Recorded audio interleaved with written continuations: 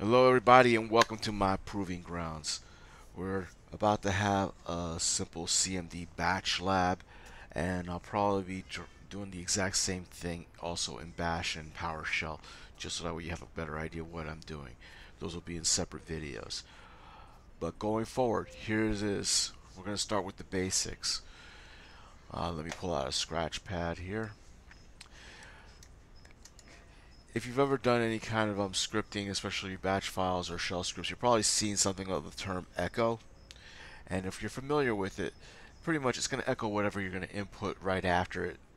So if we just type in echo like this, I'll just put it in here and paste it right here. Once we put it in there, we type something in afterwards like hello, as your basic hello world type of situation. And you see, it echoed it out. Simple. In most batch files, you'll see like echo off or at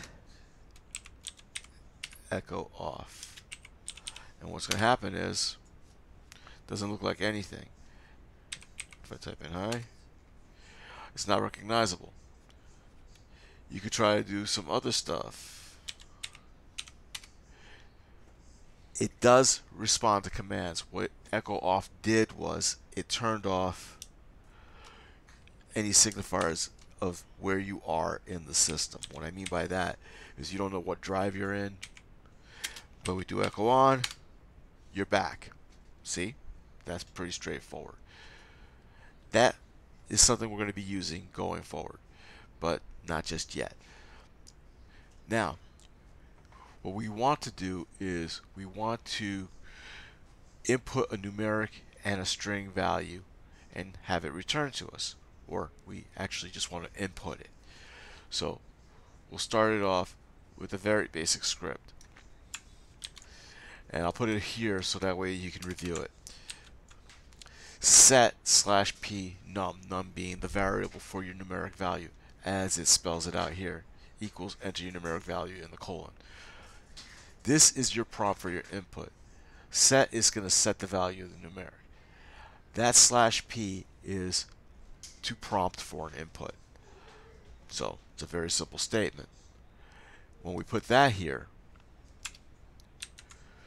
we're setting the prompt for input for this variable. Hit enter. Enter numeric value. Let's put in 99. You hit enter. That's it. Variable's been set. Now, if we want to do the same thing for a string value, an alphanumeric, a phrase, a statement, we can call it like this. Let's put it over here so that way you can review it in case you need something for your own projects. Set str string. Enter a string value.